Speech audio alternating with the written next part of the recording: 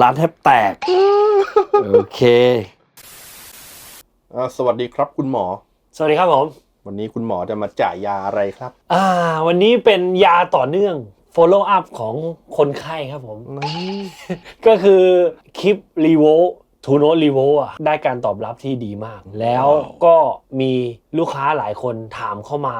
ว่ามันต่อหน้าตู้ได้ไหมแบบอยากได้เสียงแบบนี้แต่อยากต่อหน้าตู้หรืออะไรก็แล้วแต่เงี้ยครับมันเยอะมากจนผมคิดอะไรออกและอยากจะแนะนำตัวต่อจากรีโวต่อเลยสำหรับตัวนี้คือสำหรับต่อหน้าตู้หรือคนที่มี PM มีแคปซิมมีไอริเดียมหรือว่ามีอะไรก็แล้วแต่ว่าเป็นแคปซิมแบบเสียงคีนแล้วอยากได้เสียงแตกแบบถึงใจอารมณ์แบบ Channel 3 ของ Revo ที่ใครหลายคนถูกใจเป็นอย่างมากณตอนนี้นะครับผมซึ่ง Channel 3 เขาก็คือ Soprano SLO เพราะฉะนั้นผมจะไม่รีวิวตัวนี้ไม่ได้เพราะตัวนี้ก็คือ Soprano SLO เลยครับผมของค่ายเขาตรงเลยครับผมสุดยอดก็คือไม่มีการโคนและอันนี้คือโคนของเขาเองก็คือผมจะมาเล่าที่มาของไอ้เจ้าตัวแบรนด์ Soprano แล้วก็รุ่นนี้ก็คือ Super Lead Overdrive นะครับก่อนอื่นเลยราคาเจ้าตัวนี้ Soprano SLO Pedal เนี่ยอยู่ที่ 9,800 บาทนะครับผมใครสนใจก็สั่งซื้อทางใต้ลิงก์ของคลิปนี้ได้เลยหรือแอดไลน์ Facebook ก็ได้ครับผมได้ทุกช่องทางของ Boy 59 Shop นะครับผมไปโซนาโนเริ่มมีหัวแอมที่ได้รับการนิยมของเจ้าแบรนด์นี้ก็คือ Soprano SLO มันจะมี100วัตต์กับ50วัตต์รุ่นที่นิยมใช้กันเยอะๆเลยก็จะเป็น100วัตต์ Soprano SLO 100ซึ่งตัวนั้นก็มีมูลค่าประมาณ 150,000 บวกครับผมยังไม่รวมแคปแล้วตัวนั้นน่ะก็คือได้รับการตอบรับแบบดีมากในช่วงยุคที่เขาเริ่มทำมาใหม่ๆคือมาร์คโซดาโนเนี่ยเริ่มผลิตไอ้เจ้าตัวนี้มาตอนประมาณปี1987และหลังจากนั้นก็ได้รับการนิยมอย่างเป็นอย่างมากเลยก็คือมือกีตาร์ชั้นนำของโลกเราก็คือใช้กันหลายคนมากเช่นแกรี่มัวร์แล้วก็อิริกแคปตันแล้วก็มาร์คนอปเลอร์และก็เอ็ดดี้แวนเฮเลนโอ้โหยุคนั้นคือเรียกว่าเป็นยุคพีคของโซดาโนเลยและเท่าที่ผมจำได้นะน่าจะเบสออนมาจากมาเชลซูเปอร์ลีดนะครับผมมาร์คโซดาโนเนี่ยเขามาต่อยอดในความเป็นเขาเพิ่มเกณฑ์ทำให้มันกระชับขึ้นทำให้มันปรับง่ายขึ้นแล้วก็มีความโมเดิร์นทันสมัยขึ้นจากปีราวๆ60นะครับเขามาทำตอนปี80ซึ่งซูเปอร์ลีดเนี่ยมันจะอยู่ราวๆเทือกๆประมาณ660 กว่าอะไรเงี้ยครับแล้วมาร์คโซดาโนก็มาทำประมาณปี87แล้วก็ได้รับการนิยมเป็นอย่างมากและปีนี้สดๆร้อนๆเลยเขาก็ย่อส่วนจากแอมของเขาโซดาโน SLO 100เนี่ยมาเป็น Soprano Pedal ครับผม SLO Pedal ไม่มี100นะก็คือถอดจากหัวแอมของเขามาเลยรุ่นที่ได้รับการตอบรับและเป็นที่นิยมที่มากที่สุดมาเป็น Pedal ก้อนเล็กๆ1ก้อนประมาณนี้และทุกอย่างก็จะมีมาสเปคคร่าวๆเลยก็คือจะมี6 น็อปปรับได้ทุกอย่างเลยข้อจุดแข็งของเขาเลยคือมีวอลลุ่มมีพรีเซนต์มีเกนมีเทเบิลมีมิดเดิลแล้วก็มีเบสแล้วก็มีดิฟสวิตช์ข้างๆด้วยดิฟสวิตช์นี่คือเพิ่มตูดให้มันอึบอับกันแบบสุดๆแจ็คท็อปแจ็คนะครับผมกินไฟ9โวลต์อยู่ที่32มิลลิแอมป์เท่านั้นเองเบิร์ดสบายๆครับผมไม่ได้กินไฟเยอะแล้วก็ตัวเล็กน้ำหนักแบบเบามากเบาแบบคือแบบเบามากหน้าตาก็หล่อเหลาสีขาวดูไฮโซมากปุ่มเป็นซอฟท์ทัชนะครับประมาณนี้แล้วก็เราไม่รอช้าครับผมไปฟังเสียงนะผมตัวนี้ครับผมทำการจ่ายยาซะหน่อย เดี๋ยวมาดูเซตอัพคร่าวๆก่อนนะบอร์ดวันนี้ก็จะมีจูเนอร์มีม็อกซี่มี SLO แล้วก็ตัวนี้ครับL-Cap เวอร์ชัน2นะครับผมดีเลย์เป็นดีเลย์ของวันนี้แล้วก็มาที่แอมก็จะเป็น Milman DM 100 วัตต์นะครับผมเข้าไปที่แคปแคปนี่ครับFeedman โอเคครับเสียงคีย์หน่อยเสียงคีย์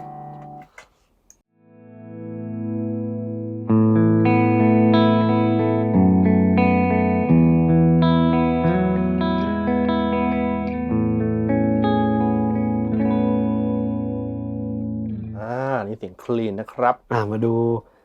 ดอกแรกที่เราจะเอาแล้วนะ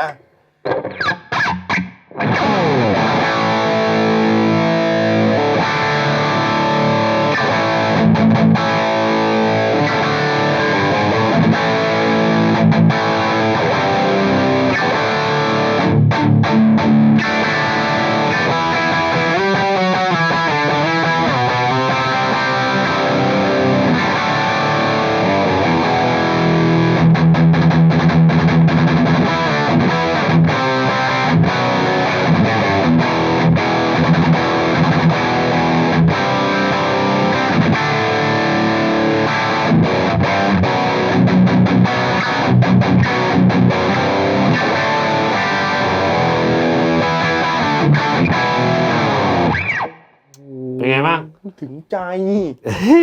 ถึงใจเหรอพี่ คือที่อยากบอกเลยก็คือ ตัวเนี้ยมันแตกต่างจากมาแชลปกติตรงที่เขามีตูดที่แบบค่อนข้างจะกระชับมากแล้วกลางเขาค่อนข้างจะแบบดีมาก คือแล้วมันเป็นเอฟเฟกต์ที่กว้างแบบจัดๆอยากจะบอกเลยว่าจริงๆแล้วมันควรจะมีเอฟเฟกต์ที่ให้เสียงประมาณเนี้ยมาแชลแบบประมาณเนี้ยมานานแล้ว ควรจะมีได้นานแล้ว แต่ว่ามันเพิ่งจะมาออกเมื่อปีนี้ครับปีที่แล้วเนี่ย2022เนี่ยครับนั่นเลยพี่ซึ่งผมเชื่อว่าใครหลายคนนะตามหาเสียงแบบนี้มานานมากแล้วแล้วโซดาโนก็เริ่มเป็นที่รู้จักของใครหลายๆคนมากขึ้นเมื่อตอนประมาณปีนี้ครับผมอันนี้เราก็เกณฑ์เราก็อยู่ประมาณเดี๋ยวเรากลับไปดูพี่เต้เที่ยงนิดเที่ยงนิดก็จะมาเนี่ยกลางก็จะไปประมาณบ่ายสามครับผมเนี่ยประมาณนี้โพซิชันเนี่ยสวิตสปอร์ตแบบนี้คือผมชอบมากเลยแล้วก็ลองกับเบฟแล้วก็รู้สึกว่าแบบมันแจ๋วมากแล้วก็เกมจะไปต่อไหนจะมีดิฟสวิตที่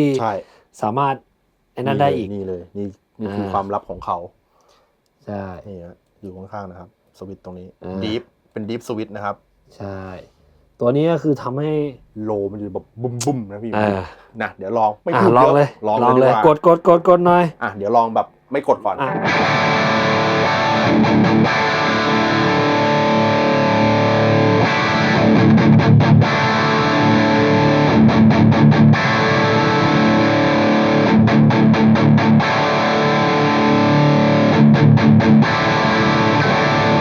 ไงกระอักเลือดแล้วงั้นเราลองกดแล้วก็เพิ่มแหลมไว้อีกเอาทั้งตูดแล้วเอาแหลมสู้ด้วยกดแล้วนะกดแหลมไปแหลมเพิ่มพรีเซตก็เพิ่มแหลมอีกนิดนึง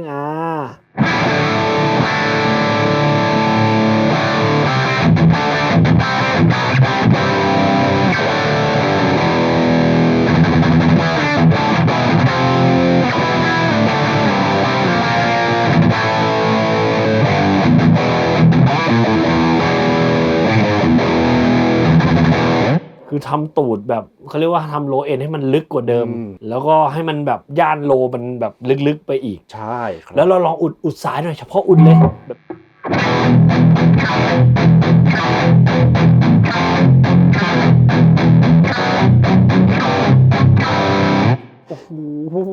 มันจะมีความแบบอาการลมอาการเหมือนแตกตู้จริงๆมันจะเริ่มมาแล้วเหมือนอารมณ์แบบเราเล่นแบบแตกตู้แบบ 4x12 นะเพราะว่าเจ้าโซดาโน SLO เนี่ยมันก็จะอยู่กับแคป 4x12 ซะส่วนใหญ่ใช่ครับจริงๆก็คือมาแชล 4x12 แหละใช่พี่ใช่ก็ถอดมาจากประมาณนั้นเลยซึ่งมันยังไม่จบแค่นี้มันจะกว้างได้กว่านี้อีกอันนี้เราลองแค่ดิฟสวิกไปนะเดี๋ยวเราจะมาลองอาการ EQ ที่มันสามารถไปได้แบบหลายโพซิชันอีกเราจะลองยังไงดีพี่ลองเกณฑ์ไหมเราเกณฑ์ไหม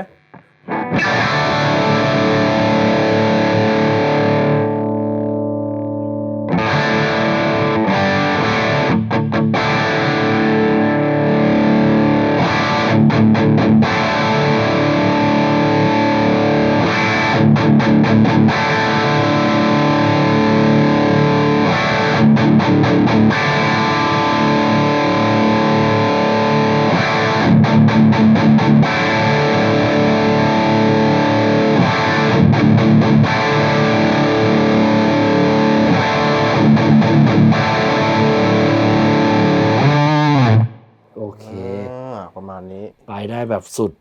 ตัวเนี้ยผมบอกเลยว่าไม่มีความเป็นโอเวอร์ไดตามชื่อผมให้ว่ามันไม่ใช่โอเวอร์ไดเลยคือมันเป็นคัน Channel 2 ไปถึง Channel 3 4ครับตัวเขาเองเขาเขียนมันเป็น Super Lead Overdrive แต่ผมมองว่าไม่ใช่ Overdrive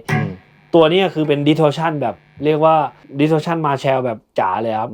ช่วงเกณฑ์ที่เปิดเนี่ยช่วงเกณฑ์ช่วงแรกนี่คือบอกเลยว่าใช้ไม่ได้มันแบบเนื้อมันยังไม่มาครับพี่มันจะต้องเป็นระดับคันขึ้นไปคือถ้าเกิดเป็นปกติมันจะเป็นโอเวอร์ไดนี่มันคือจะต้องเนื้อมันจะต้องมาแล้วกับเกณฑ์น้อยๆอันนี้เนื้อไม่มาบอกเลยว่าเนื้อไม่มามันจะมาช่วงคันช่วงประมาณสัก10 โมงมันจะเป็นคันแบบ Channel 2 แล้วแต่ก็ยังแนะนำให้ใช้เป็นดิส Channel 3 อยู่ดีใช่งั้นเราลองเป็นคันสเต็ปแรกคือเป็นคันเดี๋ยวผมเนี่ยขอลอง neck pick up เนี่ยแบบเป็นเล่นโลเกนดูดิมันเล่นได้ไหมได้โอเค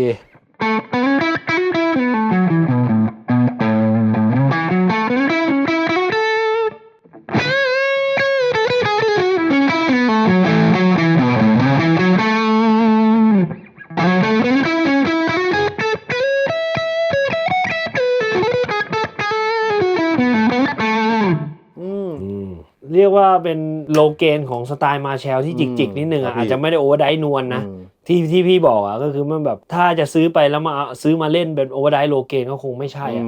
ใช่พี่เพราะว่าเขามีดีอย่างอื่นที่มันมากกว่าโอเวอร์ไดอีกเยอะอะไรเงี้ยให้มันสมชื่อซูเปอร์ลีดใช่เราไปที่คันดีกว่าอันนี้เรากดดิฟสวิกออกนะใช่พี่กดแล้วคันไหนลองดูสิ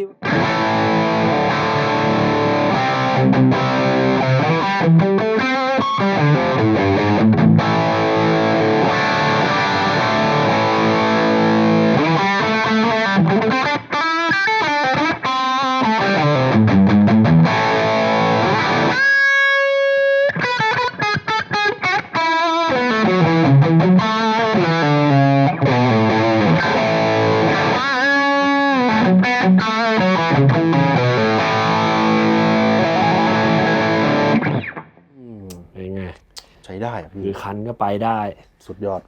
ดีเลย์ผมขอเติมดีเลย์สักหน่อยได้ไหมจัดไปเติมดีเลย์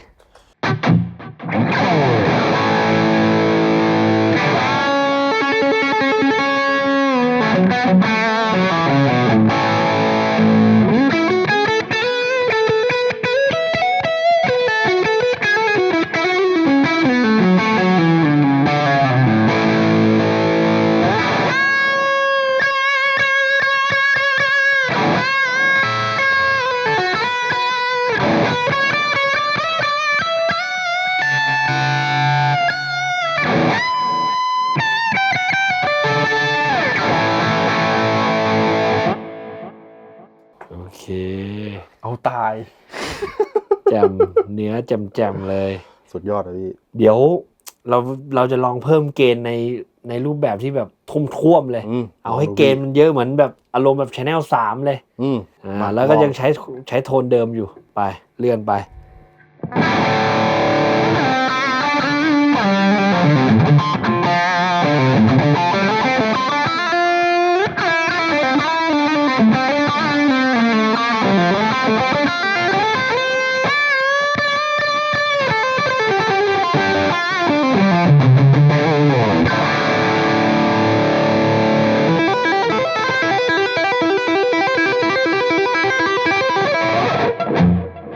ปิ้งหลอกเด็กติดนิ้วมากครับผมบอกเลยว่ามันเล่นง่ายครับมันทำให้เราเล่นง่ายปิดดีเลย์ก่อน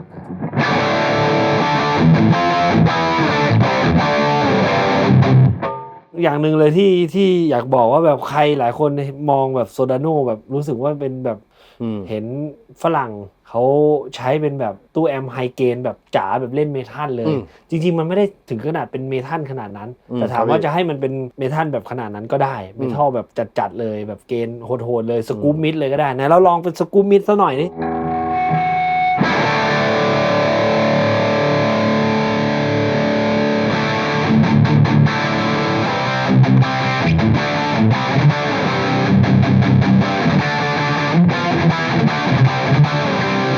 ขออนุญาตกดดีฟเพิ่มแหลมเพิ่มพรีเซนต์หน่อยเพิ่มประมาณนี้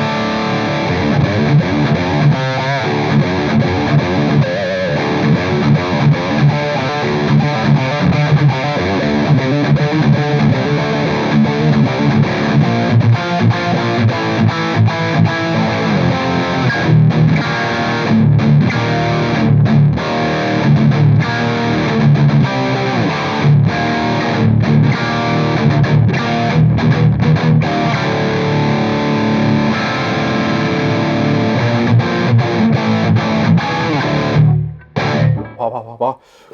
ใจคอไม่ดีแล้วเหลือสุดท้ายเราจะทำตรงข้ามกันตอนนี้คือเราสกู๊ปมิดอยู่ใช่ไหมครับพี่ตอนนี้เดี๋ยวเปิดให้ดูก่อนว่ามิดเราอยู่ประมาณ 9 โมงเช้าตอนนี้เราจะปรับ EQ แบบเดิมเลยแต่ว่าเราจะเปิดมิดสุดเลย สำหรับคนที่ชอบเสียงกลางเยอะๆแล้วก็แบบดูดิว่ามันจะแบบเนื้อขนาดไหนเราไม่ยุ่งอย่างอื่นเลยนะเราจะปรับมิดเนี่ยเรากลับมาดูอีกทีนึง 5 โมงเย็นสุดเลยนี่ทุกอย่างยังเหมือนเดิมมีกดดิฟสวิตช์มาด้วยอ้าวไปฟังเสียง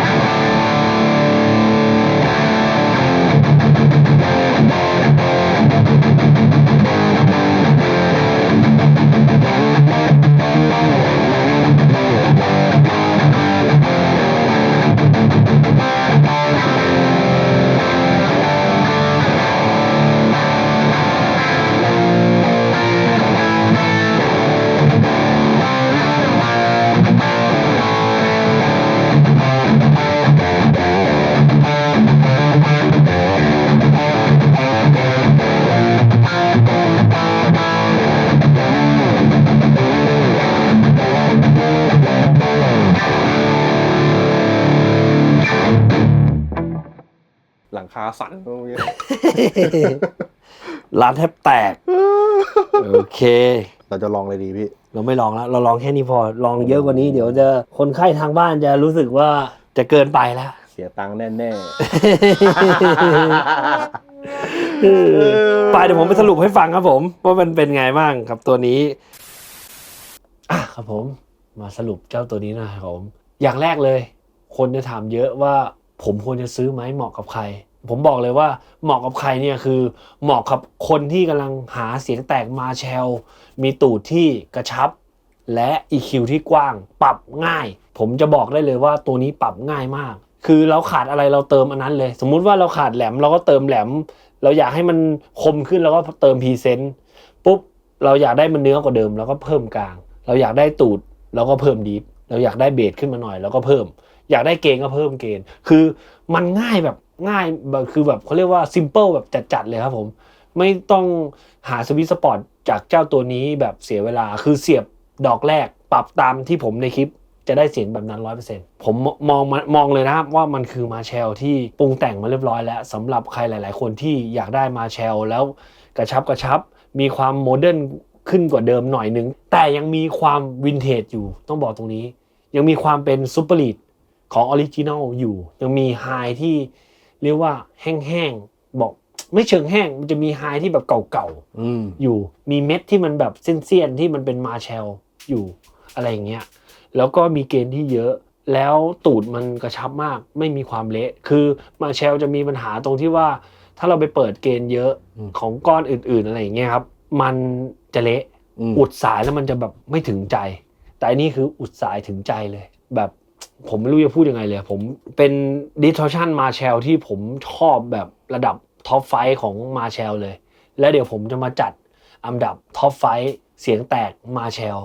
5 pedal ให้ดูกันครับผมแน่นอนมีแน่นอนและ1ใน5ตัวนั้นก็คือมีตัวนี้แน่นอนและบอกได้เลยว่ามันคือ1ใน3ด้วยอันดับต้นๆเลยที่ผมชอบมากๆเลยแล้วก็แบบคือผมได้ลอง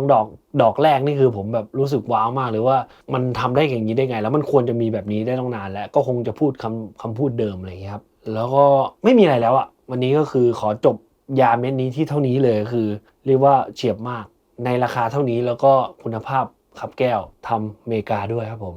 9,800 บาทครับผมณตอนทำคลิปนะครับผมตอนนี้ราคาตอนนี้ใครสนใจก็สั่งซื้อเข้ามาได้เลยครับผมได้ทุกช่องทางหรือว่ากดลิงก์ใต้ล่างได้เลยครับใต้คลิปนี้ครับผมไปครับขอบคุณครับวันนี้